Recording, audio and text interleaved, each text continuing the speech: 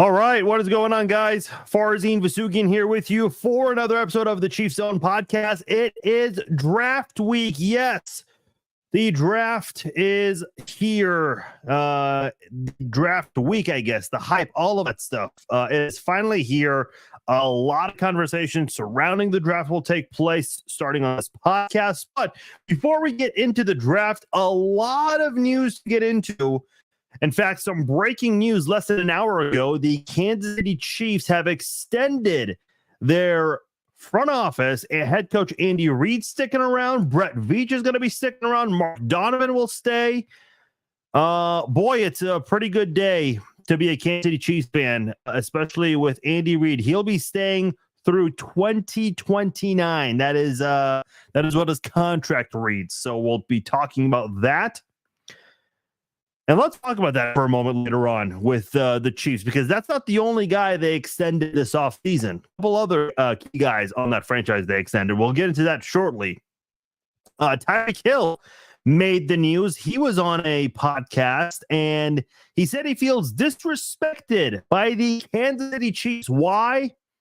We'll explain why later on. Also, the Broncos made headlines today, revealing new jerseys, and then they traded for a quarterback, Zach Wilson. They went from one Wilson to a whole new terrible Wilson. That is going to be a very interesting season for the Denver Broncos. So we'll be getting into that. And then, of course, we'll be talking about the NFL draft. And I'm not alone on this episode. I'll be introducing a couple of hosts here. Before we do that, I want to let you know this podcast is brought to you by SeatGeek. Baseball season underway.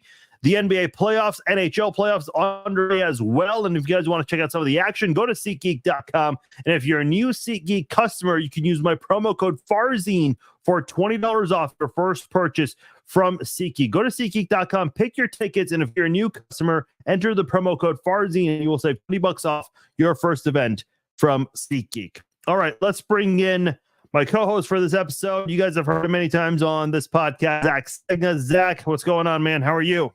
I'm doing great, man. Thanks for having me back on. Appreciate you coming on again. And also from KCMO, Mark Van Sickle here. Mark, what's going on, dude? What's happening? Thanks for having me on. I love your shirt. For those watching, we're twinning. Oh, yeah. I missed the memo. Sorry. We're all wearing red, so it's all good. It's all good. But yeah, yours is hoodie form. Yes. Mine is just a regular t-shirt. So shout out to Homage for the shirt. Yes. Yes. Let's get right into it, guys, because we have a lot of things to get into. I seriously just wanted to do a 30-minute podcast and talk draft with you guys, but instead all kinds of things happened today, including within the last hour, the breaking news with head coach Andy Reid getting an extension, as well as the rest of the key members of the front office staff, Brett Veach and Mark Donovan. Let me just put out these key stats right here about Andy Reid, because he's obviously been with the team since 2013. And, during this stretch, it's been really roses and rainbows. No, early on, you had some postseason heartbreaks and whatnot, but think about where the Chiefs were before Andy Reid, that little 7-year stretch between 2007 and 2012, where they only had one winning season. And that was in 2010, where they won the AFC West. It just wasn't pretty after that. Let's just put it that way. But then Andy Reid comes in, and a lot of people were very excited. And the idea of, the Chiefs, can they be a more competitive team? They went from a 2-14 season to starting 9-0 in 2013. And the Chiefs essentially never really turned back after that, because in the 11 seasons Andy Reid's been in Kansas City, they finished above 500 all 11 years, and they've made the playoffs 10 of those 11 years. The one year they didn't make it fell just a tiny bit short in the end there, but still a season above 500 nonetheless.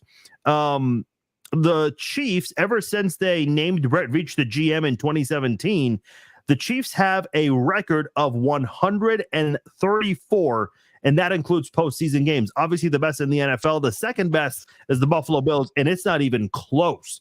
Andy Reid already has the highest win percentage in Chiefs history, and you went back to back. You've won 3 in 5 years. year, and you're trying to compete and basically do something that's never been done before, which is three-peat. Zach, I'll start with you.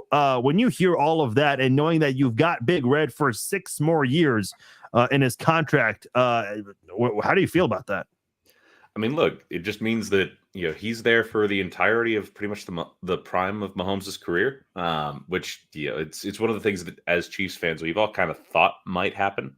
But let's be honest, the way that this has gone so far, Andy Reid's going down as the winningest head coach in NFL history, and it's not going to be close. Like, that feels ridiculous to say, or like it should feel more ridiculous than it is. But when you really do the math, it's like, well, yeah, of course that's going to happen. I need to pull this up because I saw Matt Derrick tweet this, but I didn't really look into that. So Andy Reid right now has 284 wins. Let me just make sure this is up to date. Yes, 284. Hallis has 324. Belichick has 333 and 347. So if he does stick around all 6 years, and listen, you guys all know how contracts work. Sometimes they retire sooner than expected, but if he does stick around for the entirety of that 6 years in his deal, there's a very good chance he passes Don Shula, Mark. Oh, yeah. He's going to average, he averages 13 wins a game with Mahomes right now. Is that about right? I haven't done the math. They added an extra game since Mahomes became the starter. Yeah, I'm not great at math. Yeah. But, with Mahomes at quarterback, I know that the league gets tougher every year and everything like that, but the Chiefs keep winning the AFC West. They keep getting back to the Super Bowl. And, Andy Reid's, I'm going to say it, the best to ever do it. I know Belichick just retired. Nobody's trying to hire him right now. Reid, when he got out of Philly, he was one of the hottest coaching candidates out there. I know their age is a little different now, but, Andy Reid is going to go down as the greatest coach of all time. I'm saying it right now on your podcast. I think the most important thing to keep, Belichick's the GOAT. He's got 6 rings. And I know this whole conversation, who was the key guy, Belichick or Brady? And obviously, people, kind of ended that conversation when Brady won without Belichick. But let me just say this. Colin Cowherd made a big point about this on his show during the season. It's the fact that Belichick has never been a good head coach until he had Tom Brady. Yeah, he's had a couple flashes here and there in New England briefly after Tom Brady and a little bit in Cleveland. Andy Reid has been successful for a very long time. He's gone to the playoffs with Donovan McNabb, Michael Vick, Alex Smith. Like, even before Mahomes, he's had a lot of success. It's just he never had the big success until he got Patrick Mahomes. So, I think people are already looking at that, and people kind of wonder too, like, would he retire anytime soon? And if he retires soon, would he just, how would we compare him to Belichick? But I think now with this contract extension, you can kind of look at the whole GOAT conversation between Reid and Belichick, and there's a really good shot. By the way, I have to bring this up because we're talking about the whole retiring soon. Mike Florio, who has this massive obsession with reporting that Andy Reid was going to retire. Look, I thought Andy Reid was going to retire soon, but I'm also not this massive journalist who has all these inside sources. Dude, I don't know what sources he gets from, allegedly, but you got to find some better reporting stuff because none of this aged well whatsoever. But we can leave it at that there. Point is, though, I think a lot of people are still surprised that Andy continue coaching for 6 more seasons. And by the way, this is a really bad day for the wait till Mahomes plays without Andy Reid crowd. And Zach, you kind of alluded to this already. I don't know if it was Mark who said this. Mahomes, as he's entering essentially the prime of his career, is going to continue to have the best coach in the NFL. Yeah, and since I found the numbers, Mark. They're averaging 12.5 wins a season since Mahomes has been the starter for Andy Reid. That's 75 wins in 6 seasons, and if they continue just on that pace for the next 6, then he does beat Shula. He needs 70 to beat Shula, 60 to beat Hallis, and then only 44 for Belichick. So that should happen. And the Belichick one is basically settled at this point because I don't think Belichick coaches again unless No. Jerry Jones decides, hey, Mike McCarthy's a lame duck. Let's do that again. That'll be fun. We'll see what happens. We'll go all in. We didn't even mention if Andy Reid wins another Super Bowl this upcoming season. That'll be the first time any coach has ever won 3 Super Bowls in back-to-back-to-back seasons. So that's another feather in Andy Reid's cap. Yeah. Yeah, I think that it's going to not really be much of a debate by the time it's all said and done. I think one thing to keep in mind about Andy Reid is that he's found a way to get players to play above their potential. Look at 2013, for example. Alex Smith comes in that trade, and people kind of wondered, is Alex Smith going to be good? And I know he had a ceiling, which is why the Chiefs drafted Patrick Mahomes eventually. But look at Alex Smith's numbers before Kansas City, and look at the stats he had as a Chief with Andy Reid. Alex Smith was a much more complete quarterback. Same with Mike Vick. Mike Vick was just known to run the ball so much in Atlanta. But then when he had Andy Reid to work with, Mike Vick was a more complete quarterback. Here's another really good example. Look at Jamal Charles, who was already a great running back before Andy Reid.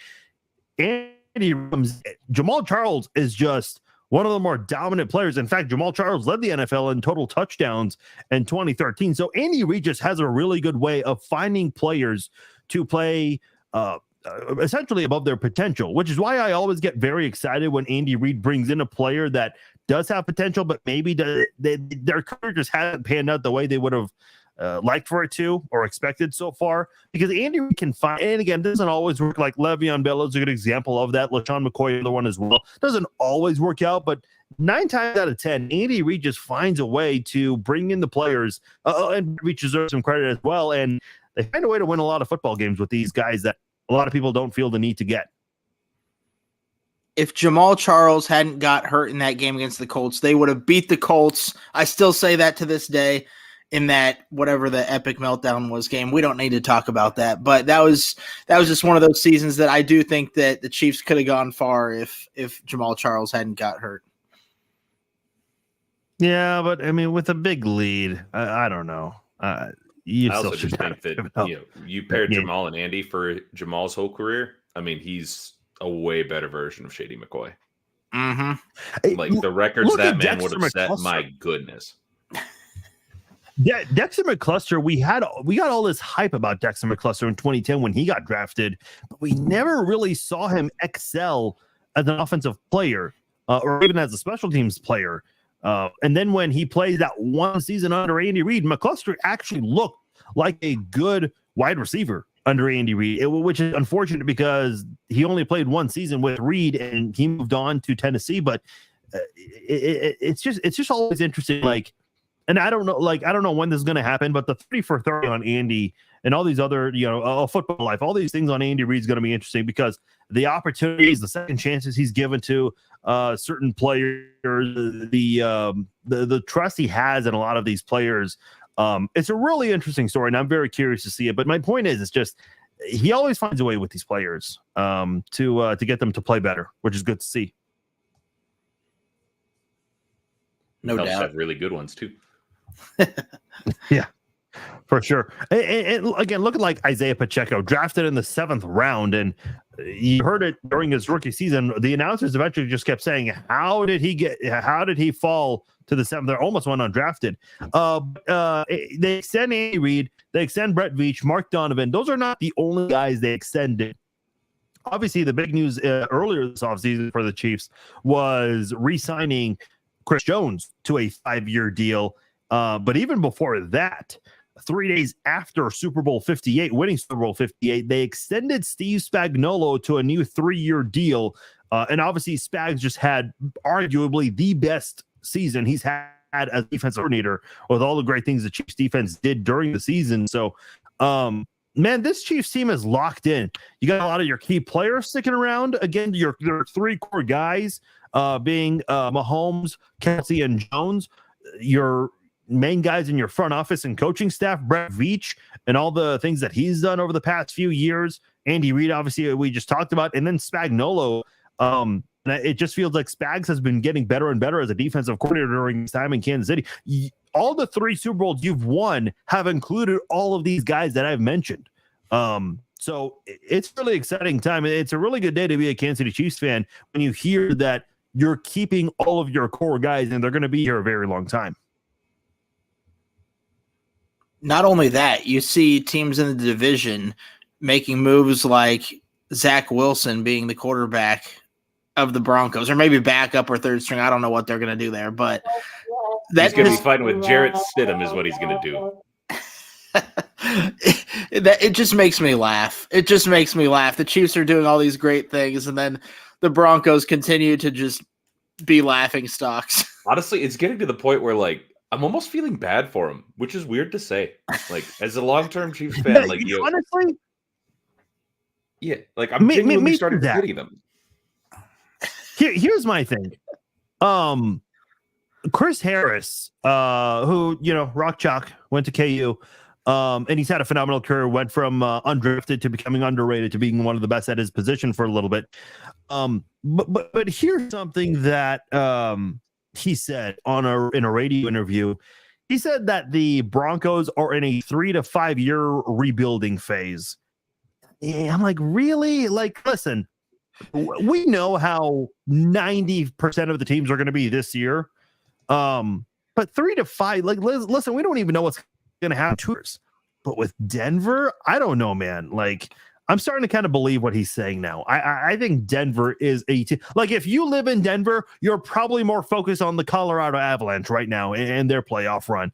I don't follow baseball. I don't know if the Rockies are good or what. The Nuggets, I mean, the Nuggets. Okay, well, at least they have the Nuggets. I mean, the Nuggets look like they're going back to back. I don't know who's going to beat them in a 4-game series, but that's a topic for another time.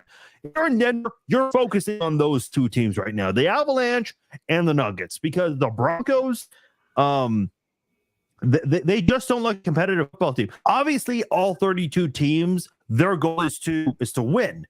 But if I have to listen to John Elway say that the goal is to win this year, I can't look at him and have a straight face hearing that. It's just like, what strategy do you have with this unit right here? Because there's already rumors, by the way, they might even trade up to get a quarterback, which, okay, I mean, listen, we have a lot of rumors flying around this.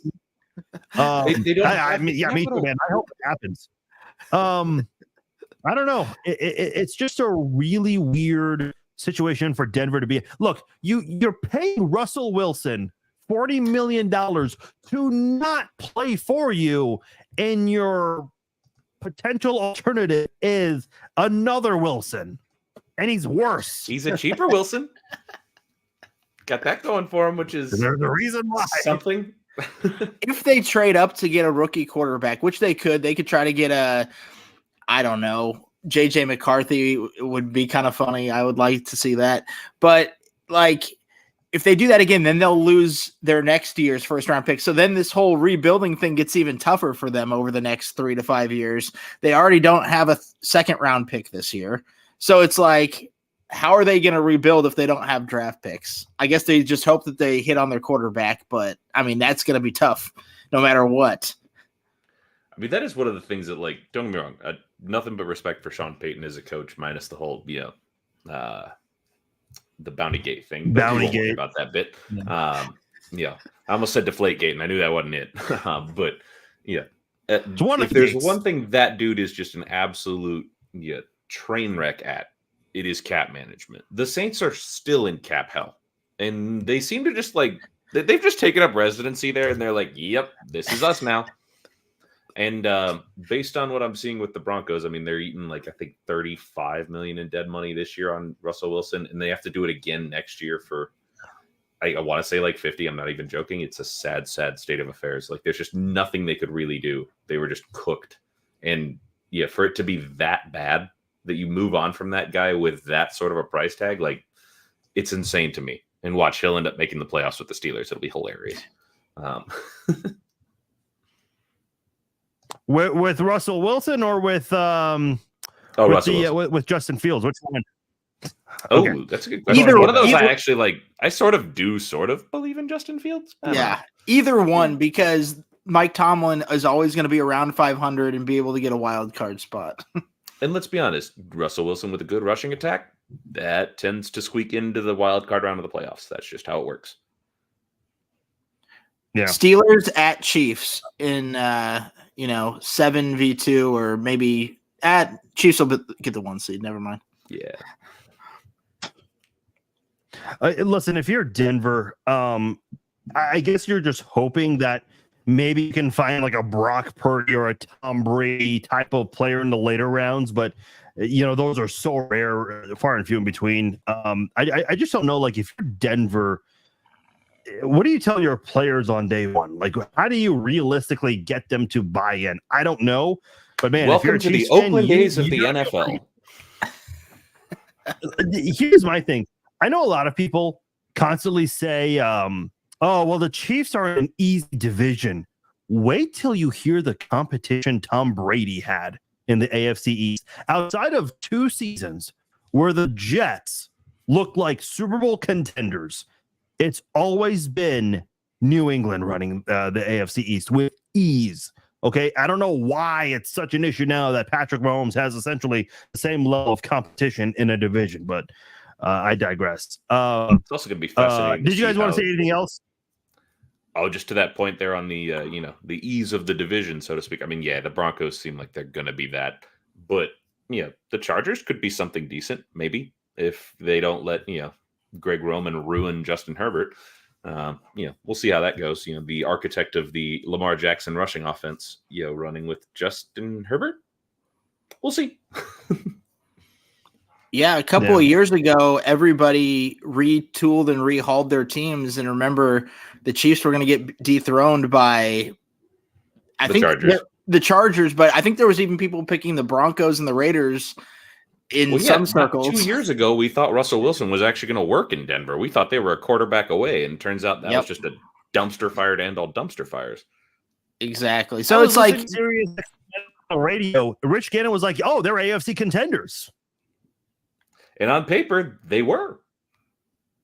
Proof that games aren't played on paper, I guess, but no, not at all. I mean, listen, that was a weird 2022 offseason. Like, the Chiefs lose Tyreek Hill, and everyone's like celebrating and having their own Super Bowl parade that the Chiefs lost the most dynamic receiver in NFL history. The Raiders, they bulked up getting Devontae Adams, which is essentially Tyreek Hill to leave. And then the Chargers, they added a couple of key defensive pieces, Khalil Mack and J.C. Jackson. We mentioned Russell Wilson already. Didn't matter. Chiefs go 6-0 in the division, and they win the Super Bowl. Like, that's how, I mean, you just can't write off this Chiefs team. You just can't. To quote Daniel Bryan. Yes. Yeah, go ahead. Yes. Just quoting Daniel Bryan there. Speaking of Tyreek Hill, he has generated some headlines. A lot of headlines, in fact. He opened up about a lot of things. I don't really know if the Miami Dolphins PR team likes this, but that's for them to figure out. He opened up about a lot of things. He actually talked about his head coach, Mike McDaniel, essentially calling him out after he got mauled by L'Jarius Sneed in that playoff game. Because, he had the one touchdown, but other than that, he had a terrible game. But he did talk about the Chiefs quite a bit, praised Travis Kelce, Patrick Mahomes, said Isaiah Pacheco is a good running back, but he took issue with one thing with Isaiah Pacheco. He said he feels, quote, disrespected because of the fact that the Chiefs gave the number 10 jersey to Isaiah Pacheco. Look, he also said that there should only be 110 in your heart. Listen, I said this right away when the trade happened. There's nothing wrong with choosing the money. I mean, he wanted to get paid and he got paid. Good on him. And you just, if you do that kind of thing, you just kind of have to take that to the chin and say, look, I'm choosing to leave behind a very good team and make money elsewhere. By the way, he went to go play with, quote, the most accurate passer in the NFL, in Tua. Well, since then, the Chiefs are 7-0 in the playoffs, obviously winning the Super Bowls both years without Tyreek Hill. And meanwhile, the Dolphins are 0-2 in the playoffs. Oh, by the way, one of those 2 games was against the Chiefs. And before that, they had already played the Chiefs, and Tyreek Hill actually played a big role in the loss to the Chiefs when he fumbled. Not just a fumble taken back for a touchdown. It was a fumble, a recovery, a lateral, and a run all the way back for a touchdown. Look, I'll just say it, man, because it's safe to say Tyreek Hill regrets demanding a trade. It's just safe to say at this point. Go watch that interview at the NFL Honors or before the NFL Honors. He's like, the question was, do you wish you were still with the team? He's like, yeah, I wish I was still with my boys. Like, okay, you clearly regret leaving Kansas City at this point. I mean, by the same token, I'm sure every time he looks at the checkbook, there is that. Listen, he went on Shannon Sharp's podcast and he said that the disagreement was guaranteed money. Now, the Chiefs are never going to talk about this kind of thing because that's just not what teams do. Tyreek Hill, I mean, that guy, he does not give a shit. He will talk about anything and everything. He, according to Tyreek, guaranteed money was the disagreement that caused the trade. So I don't know how much more money the differential was, and I get it. Every dollar matters to these athletes when they want big houses, big cars, jewelry, all that stuff. And listen, not that it's any of it my business or anyone else's business. Tyreek Hill has a lot of babies, okay, with a lot of different ladies. I didn't know that until this offseason. Yeah, I didn't either. And then his house on fire, which is a devastating thing. I don't know if you guys have seen, he actually did a tour of his house on his YouTube channel. It's actually a really nice house, especially the backyard. So that's not something, anyone should ever have to go through. But that, I'm sure, it's going to cost a lot of money to replace all those things, which he can do. But I guess, at this point, yeah, sure, the money might have been worth it. But at what point do you just let it go? You wanted the money. You made a choice. Yeah, but that's not how they're wired, man. They want both. Listen, man, I want a lot of things, but I just know you can't get everything at the end of the day. Mark, what are your thoughts on this? Yeah, from what it seems like, the Chiefs and Tyreek had a deal in place. Then Devontae Adams gets this huge deal from the Raiders, and that kind of messed up their plans. And then Tyreek's like, all right, I need more guaranteed money. The Chiefs are like, how about we trade you? He's like, all right, let's do it. And he regrets it. You can tell he regrets it. He could have had 3 rings by now with the Chiefs. He could have been, I mean, he's on pace to be a Hall of Fame player because he's still, an incredible athlete, an incredible football player. He's, crazy yards, touchdowns, everything like that. But if he would have been with Patrick Mahomes and the Chiefs, they would have been a duo. I mean, obviously Travis Kelce, Patrick Mahomes, great duo and everything. But to have Patrick Mahomes as your quarterback, go into the Hall of Fame. I mean, he'll probably still go into the Hall of Fame as the Chiefs. Maybe not. But to be with the Chiefs throughout your career, like Travis Kelce, like Patrick Mahomes, to win all the Super Bowl rings, to still get paid pretty close to what you're going to, maybe a tiny bit less, but it was going to be within just a couple $1 million. Like, it wasn't going to be that much more. He just wanted to be said that he was the highest paid wide receiver at that time, and he got it. He left, and now he's regretting it because he's not getting the rings in Miami, and he's watching his homeboys get the rings, and he's regretting it. I'm just not sure. Look, I've never made the money that Tyreek Hill makes, so I'll never know what that's like. But, when you think of all these billionaires like Jeff Bezos, Taylor Swift, LeBron James, and if you say their annual salary is $30 million, but let's just say, they have to, give up a little bit. So they go from 30 to 25 million. Is that a noticeable difference in the position of a millionaire? I don't know. I'll never know because I've never been in that position. If you're going to spend a lot of money on cars and houses, all jewelry, all these things, then yes, there is a very noticeable difference going from 30 to 25 million. But again, I'll go back to what I said earlier. That's the choice you made. You kind of have to live by it. John is saying that he made a choice and he chose wrong. Listen, I don't think he chose wrong. I don't think there's anything wrong with going with the money. I really don't. But just stick to your choice and just kind of live with it, man.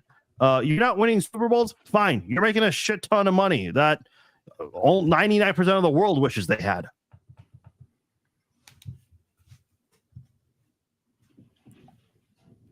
Got pretty quiet.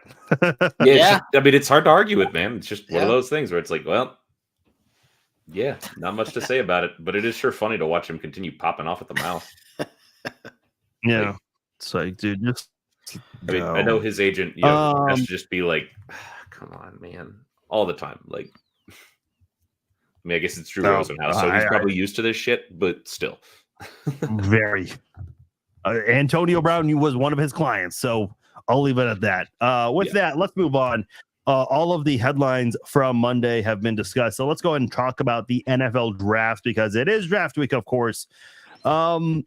So the Chiefs are kind of in an interesting position here at number 32. Andy Reid kind of, joked about this. The bad part about 32 is due to that you did well the year before.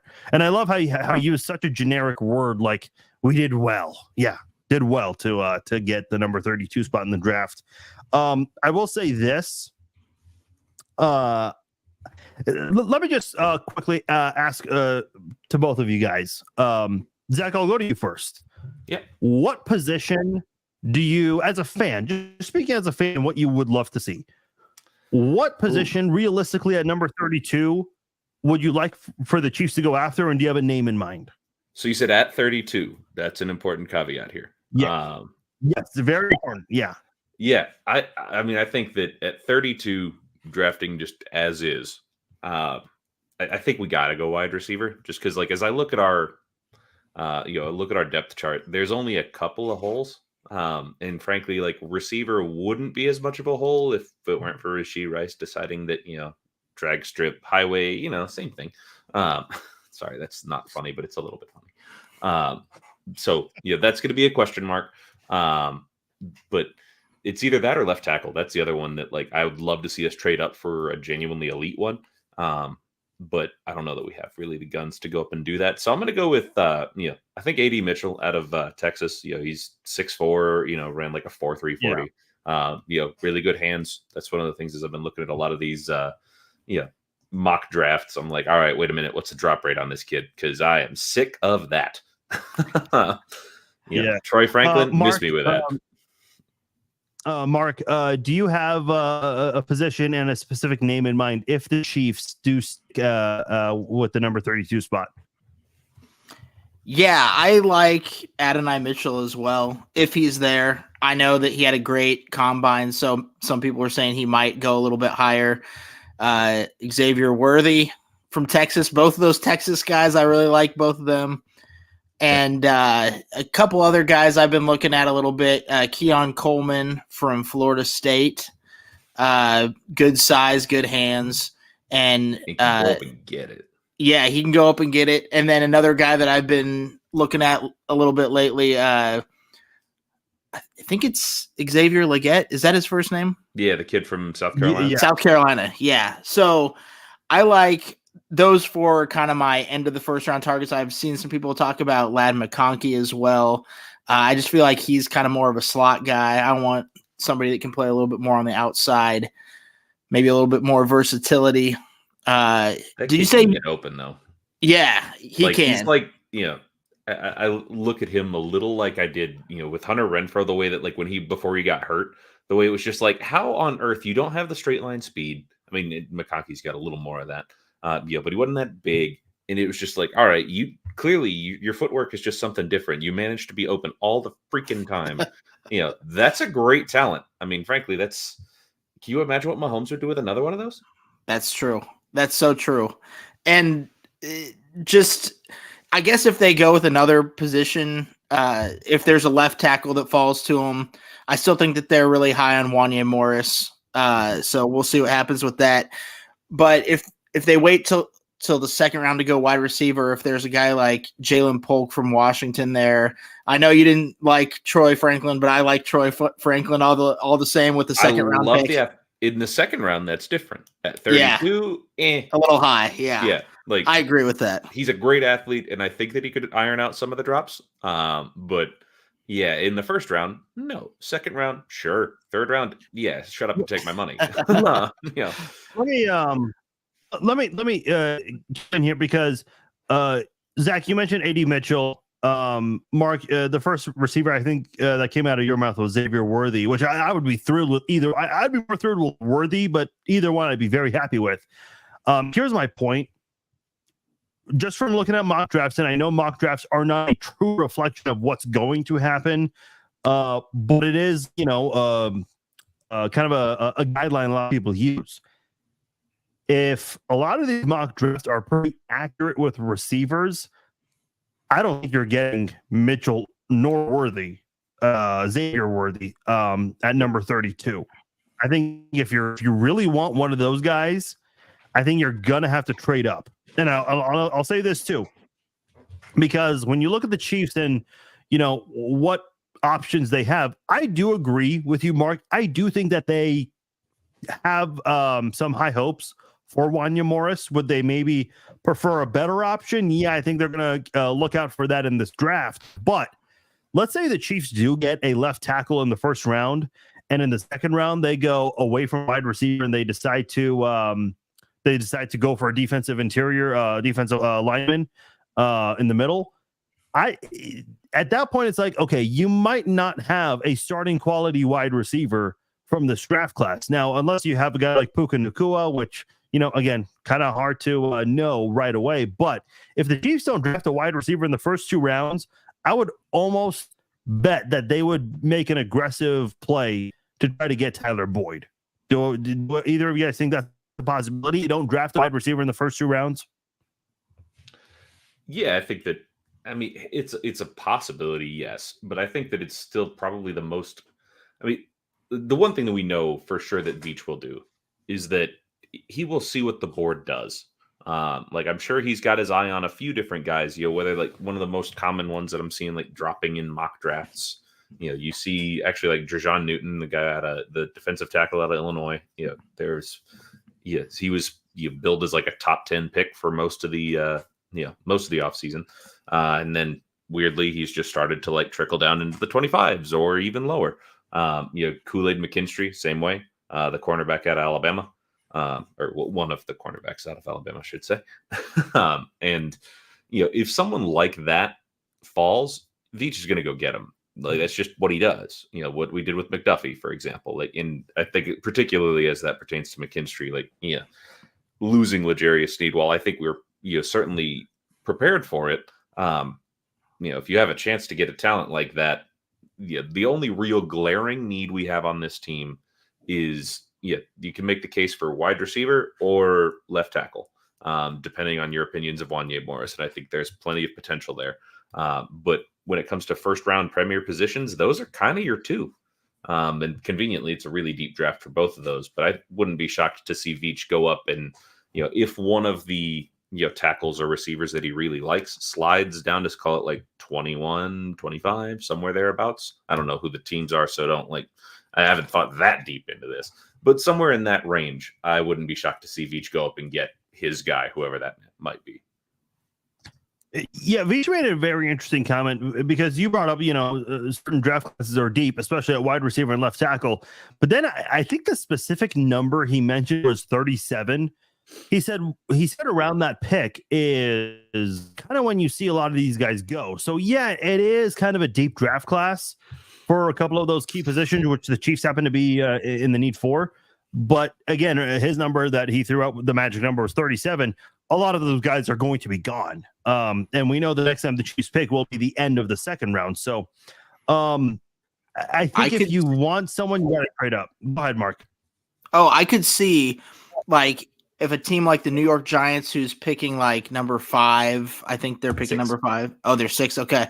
Chargers, so if they don't get a quarterback in the first round and then like a guy like Michael Penix Jr. or Bo Nix. Bo Nix from Oregon. If one of them is still sitting there and the Chiefs have their pick at 32, maybe they move back to that spot in the second round, pick up an extra draft pick. I don't know if they get a first rounder next year, and I don't know how that would all work. They'd get the second round pick this year, but they could move back, get some additional picks in the middle rounds to work with to either maybe trade back up into the second round again or something like that, where you could get a receiver there at 37 or whatever that number was there, 37, 38, whatever it may be. Yeah. And then have some extra draft capital. Just a thought that I had right there.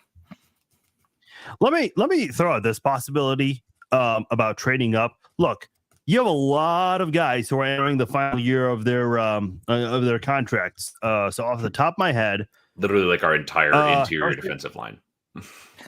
Yeah, you have Harrison Butker. You said defensive. I think you meant offensive line. I mean, it's actually, but when you come to interior, it's actually both. Aside from Chris Jones and Joe Tooney, technically has another option year. Okay, didn't realize Creed's that. up But for an anyway, extension. Trey's up for an extension. Harrison Butker, Creed on free. And then I think certain guys from the 22 draft class would be. I don't know if Isaiah Pacheco's on a 3 or a 4 year deal. I mean, you got a lot of guys. Justin Reed is entering the final year of his deal. Here's another one, and I don't have his contract in front of me, but Travis Kelce. I don't want to pull a Mike Florio and act like I know what's going to happen, but there's also the talk about him possibly retiring, as he's kind of at that point in his career right now with his age. He'll be 35 in October. So you might, and listen, you'll retain a couple of those guys, I would imagine. Nick Bolton, another guy I forgot to mention.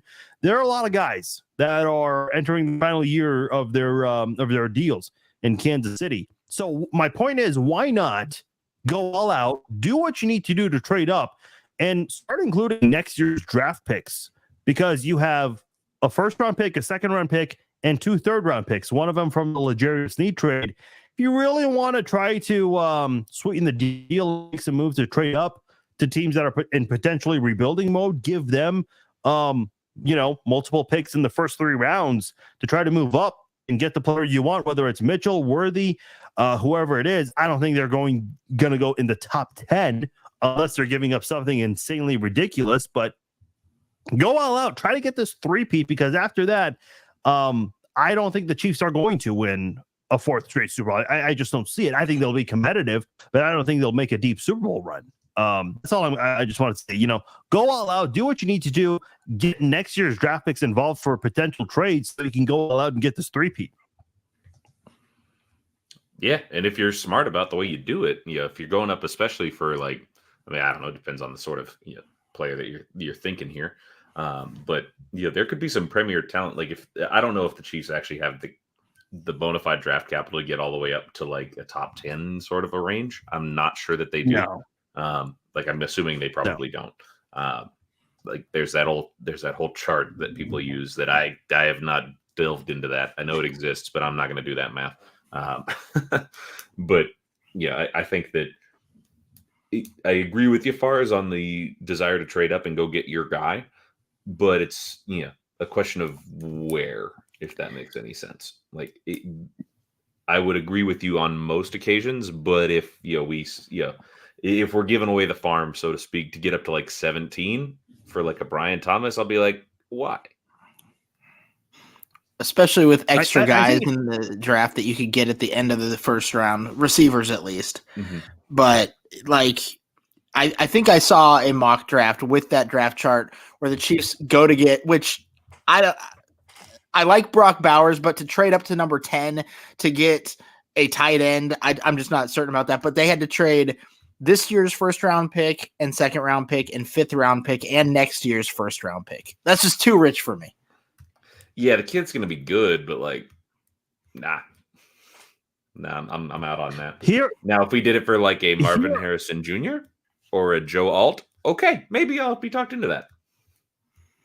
Yeah, and kind of like what you said earlier, those guys are going in the top 10, so it's unlikely you can get those guys or even Bowers. But here's the draft order of the playoff teams.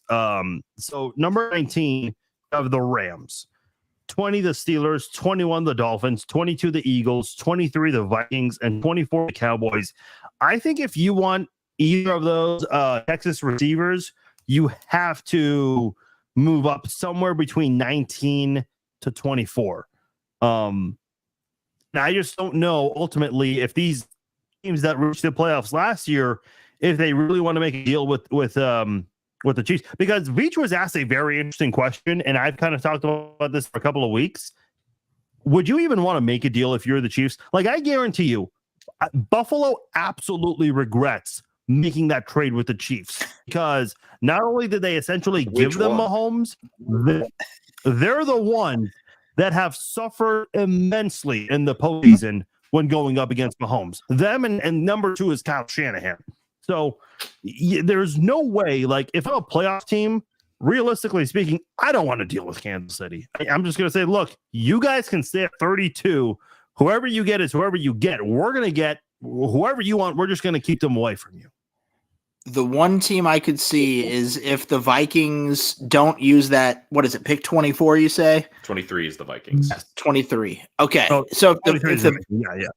Okay. If the Vikings don't use pick 23 to move up to get a quarterback or whatever some people are projecting, if they still have pick 23, that might be a good spot to go, because the Vikings are a good team. They're not a great team. They're a playoff team. They have their receiver core is pretty set there.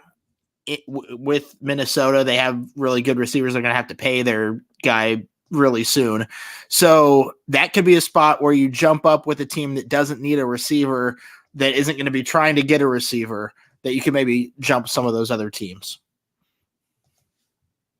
A very good point. I never thought of it that way. Yeah, the Viking. Okay, that's actually, yeah, you kind of sold me on that, Mark. I can actually see that possibility there. I don't know. I'm just thinking either the Vikings or the Cowboys. It would have to be an NFC team. Like, I can't imagine the Dolphins wanting to do it, because they just lost to the Chiefs twice, including in the playoffs.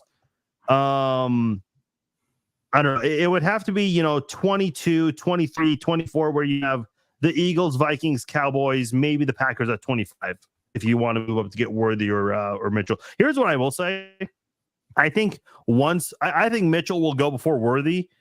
If Mitchell does go at, let's say 22, I'm just throwing a number out there, I think that is when the Chiefs might start making phone calls and say, hey, let's make a deal. Depending on the thing is, though, is that, like, it depends on what else is sliding. If receivers are all going that early, what other sorts of things are sliding down where you're going to get a premier talent at a position that's being neglected in the draft? That's a distinct possibility for us. I genuinely trust in Veach on this one. Like, he's earned that at this point. Man knows how to play the draft board. But I also wouldn't be shocked if he's not sliding up. Yeah, I could see 19 at the Rams. Maybe 16 the Seahawks. Maybe, I don't know. Seahawks are a weird beast.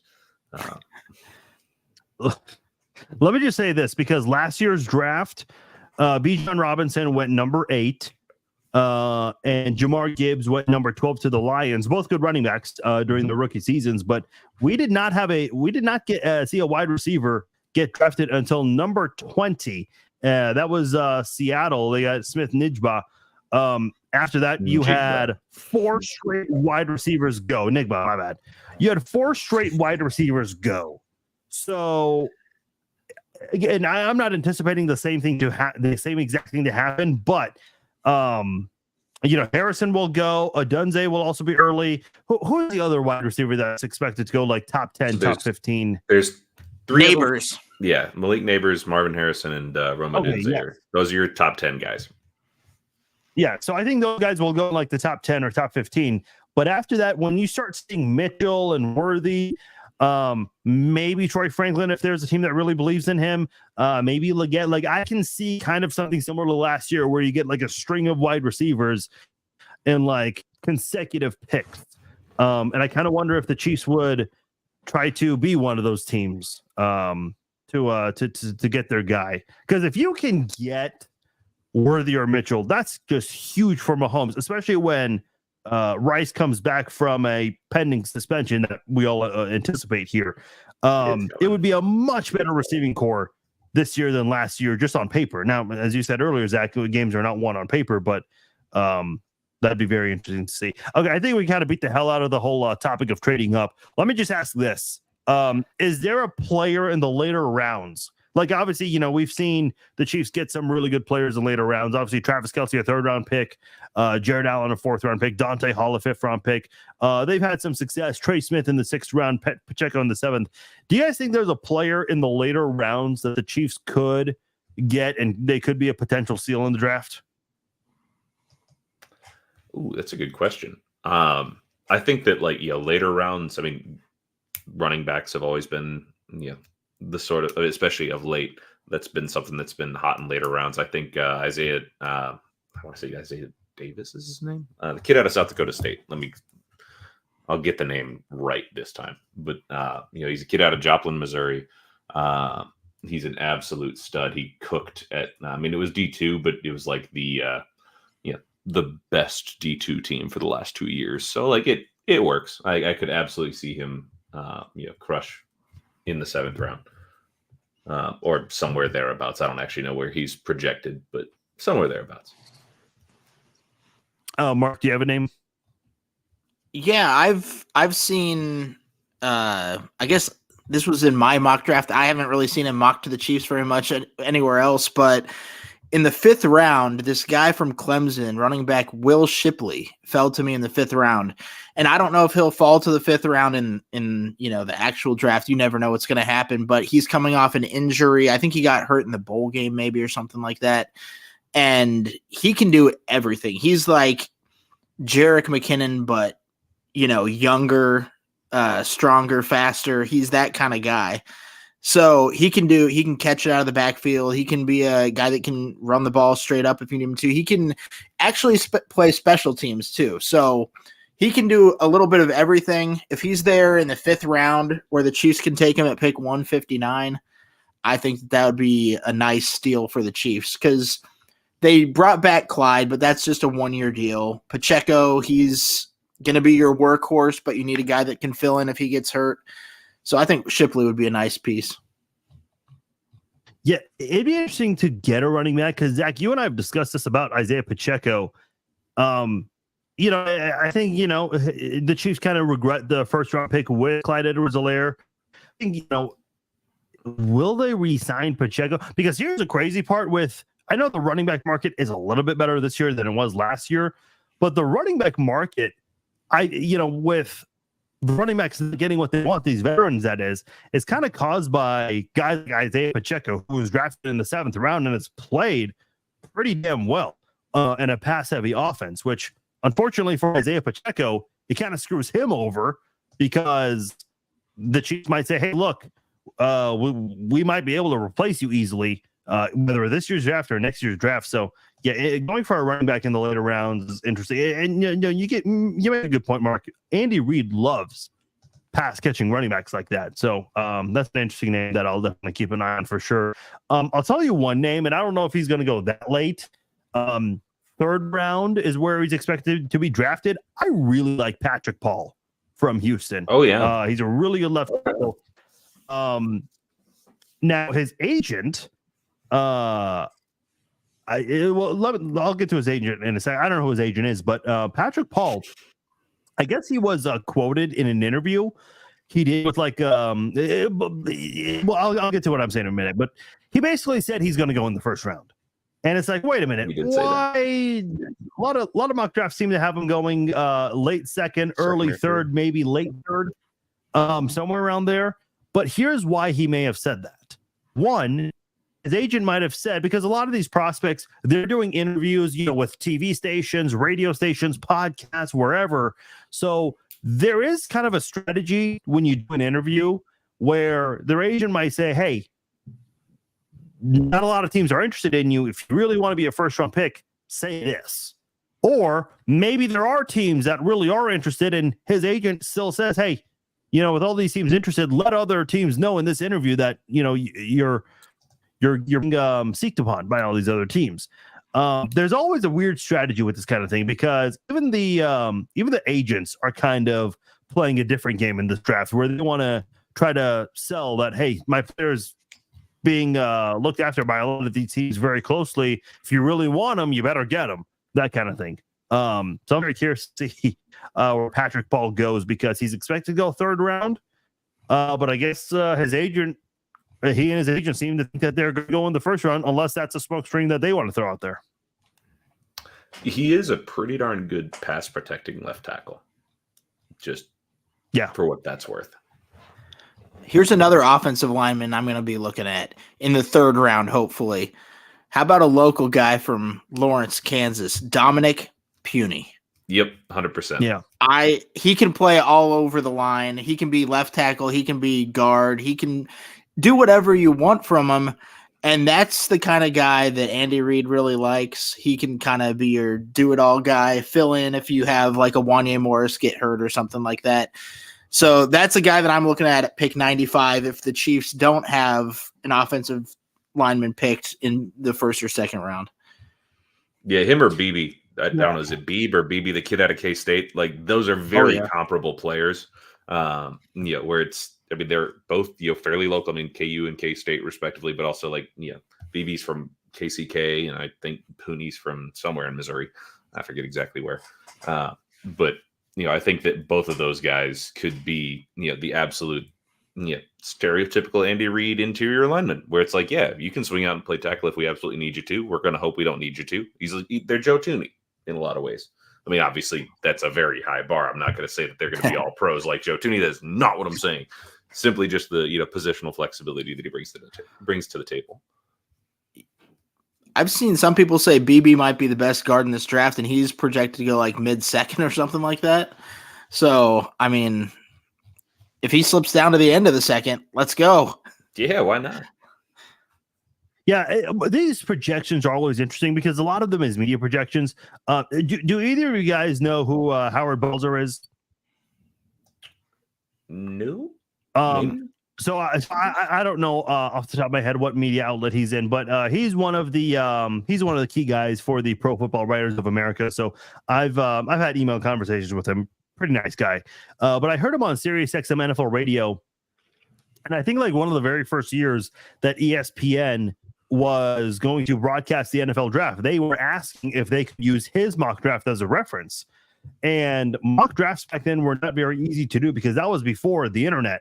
And, all the information we're seeing about guys, the interviews they do, the updates that come up, all these things, not to say that mock drafts are easy to do now, but you can be a little bit more accurate. Whereas like back then in the 80s, it was just impossible to even know, like you knew who the first 2, 3, maybe 5 picks were going to be. But after that, it was just a crapshoot because no one had the information that's available now. My point is kind of going back to the comment about that K-State guard that's expected to go in the second round. Here's another weird thing. There are a lot of teams, what we think their needs are, they may not feel the same way. Whoever, like if the Mel Kiper, who's supposedly like the most smartest drafts guy out there, if Mel Kiper thinks someone's going to go in the third round, well, maybe there are a few teams out there that actually think that the player is a first round quality type of player. And by the way, I remember when the Chiefs traded up to get Patrick Mahomes, why did they do that? Well, 2 reasons. One, they like him. They really wanted him. Number 2, they probably got word that someone else was working very hard to trade up to get him. I think Sean Payton did an interview once, and he admitted that he really wanted Patrick Mahomes, and he was actually really pissed off because they were, I guess, close to pulling off a trade at the 11th spot, and then the Chiefs just beat him to the punch at number 10. So, Veach, that is Veach was not the GM at the time, but that is kind of the game that you're playing as a GM. So it's always interesting to see, like, when you see the word reach get thrown out there. Well, it's like, how do you know? Because there's a very good chance that another team wanted that same player, which is why Team X moved up to get him. Yeah, it's just I think that's goes back to what you were saying there about Patrick Paul and his agent. Just trying to create a little of that upward momentum, shall we say? Yeah. Yeah, again, not to say like all of these are irrelevant, and I don't want to use the term with a grain of salt. It's just, these draft boards, again, they're nice to have fun with, to do the mock drafts. I know PFF has a great mock draft simulator. And again, they're a good reference. It's a nice guidance and all of that, but you just really don't know at the end of the day if the NFL teams themselves have the exact same board and all of that. So I'll leave you guys with that. Let's be honest. If we all knew what their board was, like, it probably wouldn't be as fun. And let's be honest, these teams protect that like it's nuclear code level state secrets, man. Like, that's why a massive deal. No one's talking about this, but that's why I was kind of pissed off at Rashee Rice. Well, I mean, obviously all the things he did was dumb, but he left his playbook in the car. Like, dude, you cannot let that thing just be out there like that. Not a lot of people are talking about that side. I don't think no, sir. I mean, obviously, it's not the worst thing that he did in all of that, but like, that's extra dumb. I didn't even know about that. Yeah. Mark, are you guys going to be doing anything like any draft specials over at KCML or what do you got? I don't think. I mean, we might have some special guests on Friday. We do a Friday feature special between 9 and 9:30 where we just bring somebody in studio. So we haven't decided yet what we're going to do for this Friday, but Chiefs guests might be good. So that might be something to look forward to. On Arrowhead Report, we're going to have everything covered Thursday, Friday, Saturday, Sunday. Ready to roll with some articles there. This last week I had a Taylor Swift article, which was kind of fun to write, talking about her, singing about Travis Kelce, but have my mock draft up on there as well if you want to go check that out over at Arrowhead Report. A lot of draft coverage going on right now. It's the best time of the year for that sort of thing. All right. Well, I appreciate you guys hopping on, talking about the Chiefs, all of that. And obviously we got some other news that broke today. I'm sure we'll be doing this again in the near future. So Zach, Mark, I appreciate you guys. You guys enjoyed the draft this week, and I'm sure we'll be texting one another as the picks unfold with our fireside chats. I appreciate all of you guys downloading and listening to this episode of the podcast. For those of you who watch live on Facebook and YouTube, appreciate you guys as well. I'll be doing one last podcast on Wednesday. That'll be my draft preview podcast. I'll have my Chiefs mock draft, and I'll go over each pick and why I have those picks. Also backup picks as well. Did that a couple of years ago, so that was a lot of fun. So we'll be doing that, and then we will do a podcast as soon as the Chiefs make their first round pick on Thursday. So be on the lookout for that. And the Red Friday live chat, that'll be Friday morning. Obviously can't do it in the evening because that'll interfere with the draft time. So that'll be Friday morning. So stay tuned for all of that. I'm Farzin Vasugian. Appreciate downloading and listening to this podcast once again. I will talk to you all on Wednesday. Take care.